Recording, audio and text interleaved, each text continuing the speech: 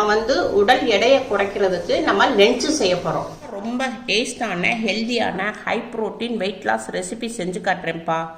டயட்டில் இருக்கிறவங்க மதியம் ரைஸ்க்கு பதிலாக காலிஃப்ளவரில் இப்படி ரைஸ் பண்ணி சாப்பிட்டீங்கன்னா வெயிட் லாஸுக்கு ரொம்ப ஹெல்ப் பண்ணப்பா. வாங்க எப்படி செய்யலான்னு பார்ப்போம். இப்போப்பா நான் ஒரு காலிஃப்ளவரை எடுத்திருக்கேன். பெரிய காலிஃப்ளவராக இருக்குது, அதனால் இதில் வந்து பாதி போட்டுக்குருவோம்.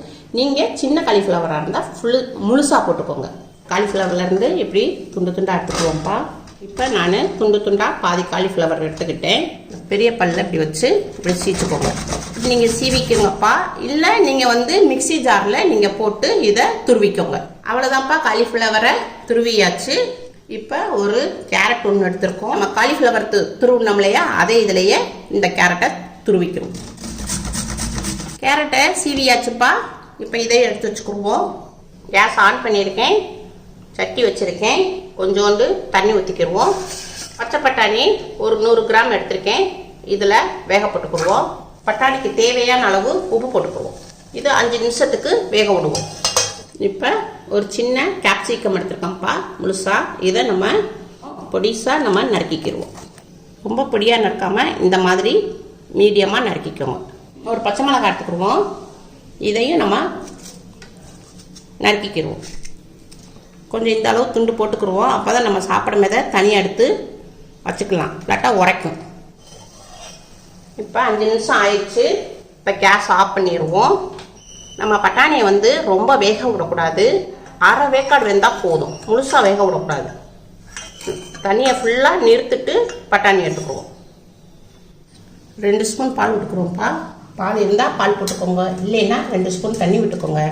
1/4 ஸ்பூனு மிளகாய் பொடி போட்டுக்குருவோம், கொஞ்சோண்டு மஞ்சத்தூள் போட்டுக்குருவோம், கொஞ்சோண்டு மிளகு பொடி போட்டுக்குவோம். ஒரு 4 முட்டைக்கு தேவையான அளவுக்கு உப்பு போட்டுக்குருவோம். இப்போ இதை எல்லாத்தையும் நல்லா கலந்துக்குருவோம், கட்டி இல்லாமல் கலந்துக்குருவோம். எல்லாம் மிக்ஸ் பண்ணியாச்சு. இப்போ நம்ம 4 முட்டை போட்டோம்ப்பா. அந்த 4 முட்டையில் 2 முட்டை வந்து முழுசாக போட்டுட்டோம்ப்பா, ஃபுல்லாக மஞ்சக்கருவோடு போட்டுட்டோம். இப்போ 3ஆவது முட்டையில் வந்து வெறும் வெள்ளைக்கருவு மட்டும் போட்டுக்குருவோம், மஞ்சக்கருவை வெளியே எடுத்துருவோம்.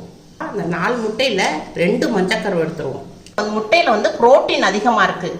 முட்டை சாப்பிடாதவங்க வந்து மீல் மேக்கரை எடுத்துக்கோங்க. இப்போ இதை வந்து நல்லா அடிச்சுக்குருவோம். தனித்தனியாக நம்ம பவுடர்லாம் போட்டோம்னா அந்த முட்டையோட அப்படியே திரண்டு நிற்கும். பால் ஊற்றி நம்ம அந்த மசாலா கரைக்கும் போது நம்மளுக்கு எல்லாமே உங்களுக்கு அந்த முட்டையோடைய மசாலா தனித்தனியாக நிற்காம முட்டையோட நல்லா மிக்ஸ் ஆயிரும்.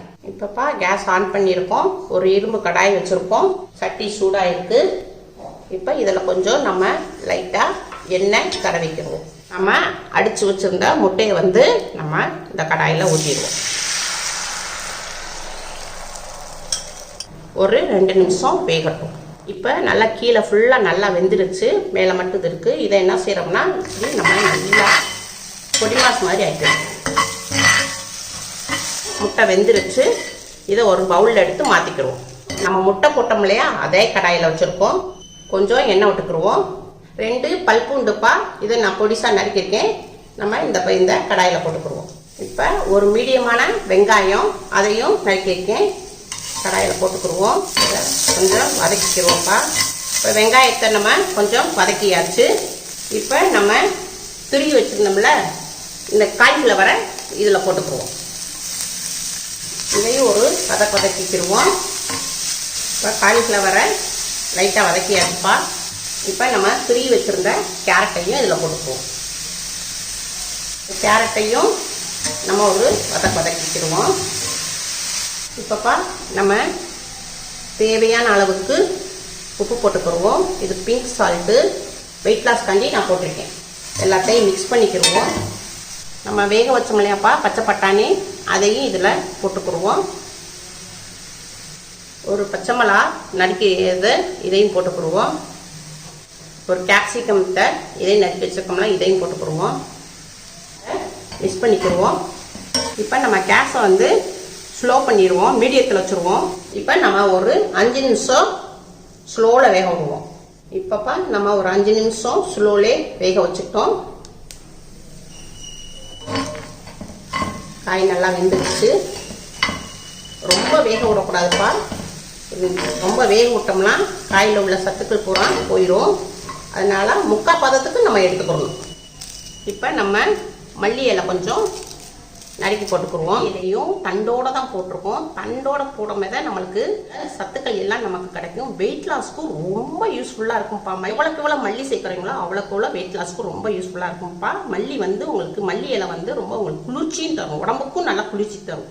நம்ம முட்டை செஞ்சு வச்சுருந்தோம்லப்பா, அதையும் இதில் போட்டுக்குருவோம். கொஞ்சம் நம்ம காரத்துக்கு ஏற்ற கொஞ்சம் பெப்பர் பொடி சேர்த்துக்குவோம். இதை எல்லாத்தையும் நம்ம மிக்ஸ் பண்ணிக்குவோம்ப்பா. இப்போ நம்ம கேஸ் ஆஃப் பண்ணிடுவோம். அவ்வளோதான்ப்பா, ரெடி ஆயிருச்சு. இப்போ வந்து இது வந்து உடம்புக்கு ரொம்ப நல்லதுப்பா. வெயிட் லாஸ்க்கும் ரொம்ப யூஸ்ஃபுல்லாக இருக்கும். சின்ன பிள்ளைகளுக்கு ரொம்ப கொடுத்தா விரும்பி சாப்பிடுவாங்க, பெரியவங்களும் நல்லா விரும்பி சாப்பிடுவாங்க. இப்போப்பா நீங்கள் இந்த மாதிரி காய்களை அதிகமாக எடுக்கணும். அதிகமாக எடுத்தீங்கன்னா உங்களுக்கு வயிற்றில் உள்ள தொப்பை நல்லா குறையும்.